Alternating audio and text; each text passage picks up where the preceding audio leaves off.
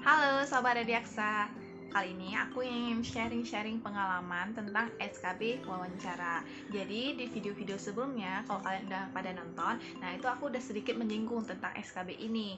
Nah jadi mudah-mudahan video ini bisa menjawab semua pertanyaan kalian tentang SKB wawancara. Oh ya, aku tekankan sekali lagi kalau aku itu kan bukan panitia, aku hanya sharing-sharing pengalaman yang aku lewati untuk tahun lalu. Jadi kalian mungkin ada beberapa pertanyaan dari kalian yang nggak bisa aku jawab juga karena aku takut jika memberikan informasi yang salah.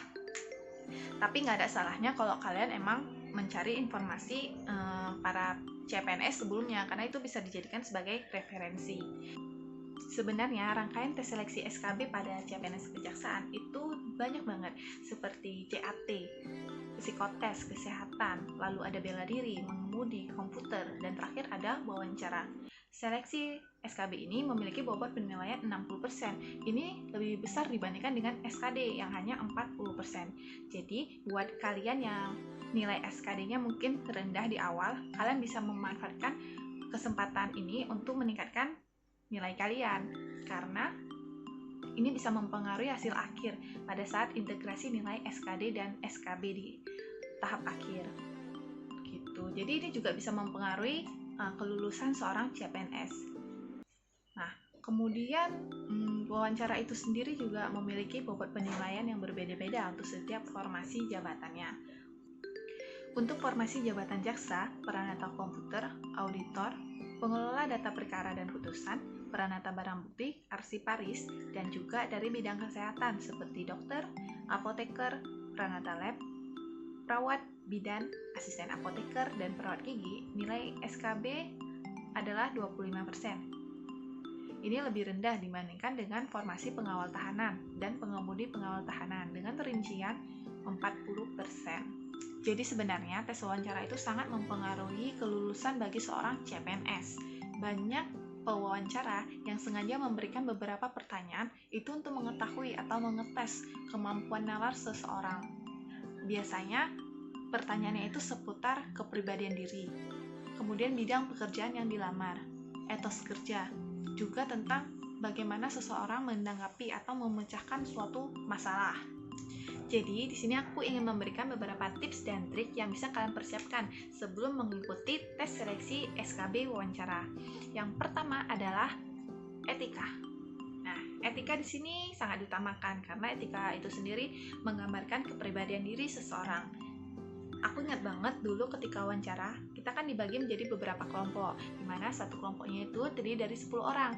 Kemudian kita akan dimasukkan dalam suatu ruangan, lalu akan dipanggil satu persatu untuk masuk ke ruangan. Nah, di dalam ruangan itu sudah ada 3 pewawancara. Jadi poin etika di sini adalah ketika kalian masuk ke ruangan, kalian harus memberikan salam dan berjabat tangan kepada pewawancaranya. Lalu berdiri di tengah-tengah para pewawancara itu. Nah, kemudian kalian bisa mendengarkan instruksi yang diberikan dan menjawab pertanyaan yang diberikan. Nah, di sini kalian tuh harus teliti ya. Biasanya pewawancara itu tidak mau mengulang pertanyaan yang sudah diajukan.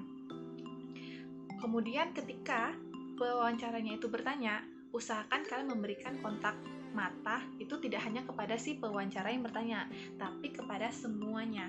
Karena kan di situ kalian tidak hanya kayak komunikasi satu arah, tapi kalian karena dalam kondisi wawancara, kalian harus bisa berinteraksi kepada pewawancara lainnya. Nah, di sini kalian harus menjawab dengan rasa percaya diri tentunya ya, dan jangan ada rasa angkuh, sombong ketika menjawab beberapa pertanyaan yang diajukan.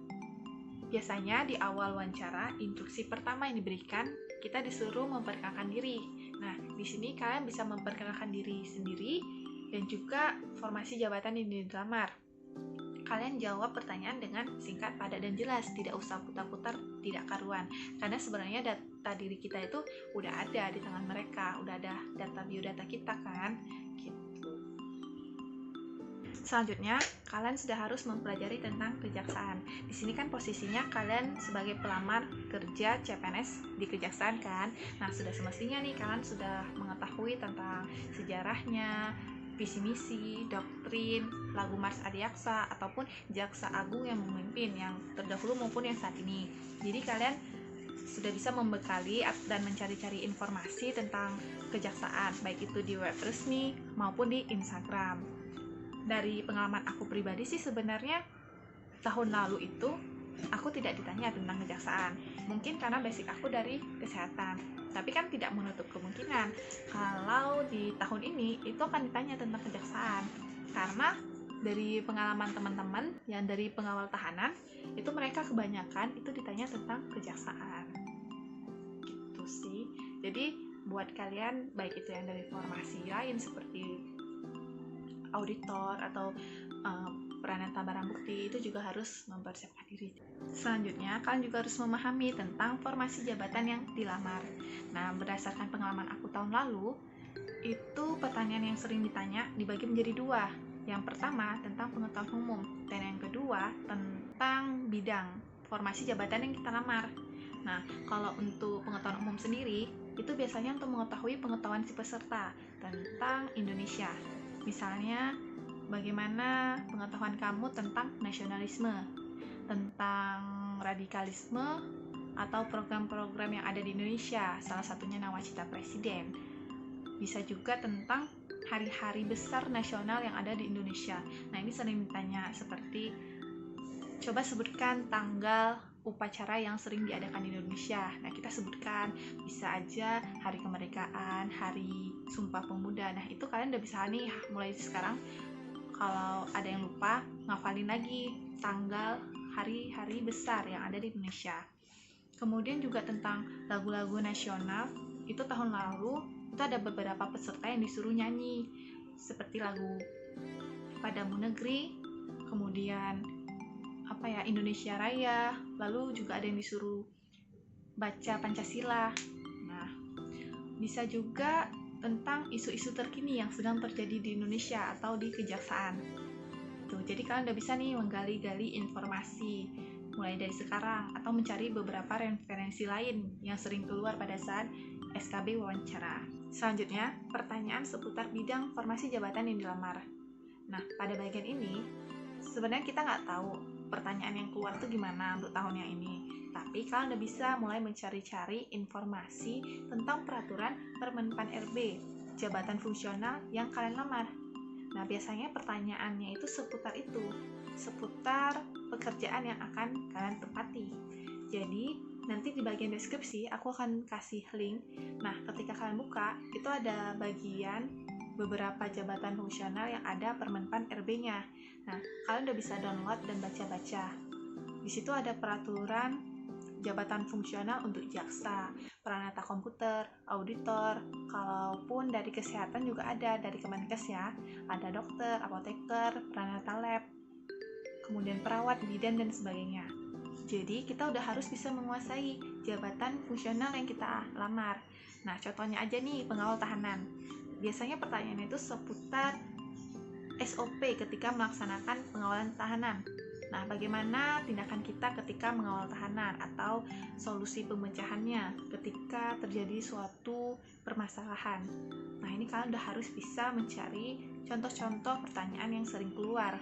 Atau kalau kalian emang menguasai peraturan tentang jabatan fungsionalnya, pasti kalian bisa menjawab pertanyaan yang ditanya. Dan yang terakhir, usahakan untuk selalu tenang dan menguasai diri. Karena kalau kalian panik, cemas, grogi, itu akan membuat konsentrasinya hilang. Usahakan untuk selalu menjawab pertanyaan dengan tenang, kemudian berikan jawaban yang logis dan masuk akal. Lalu, ketika kalian mau ikut ujian, usahakan selalu berdoa dan minta restu orang tua.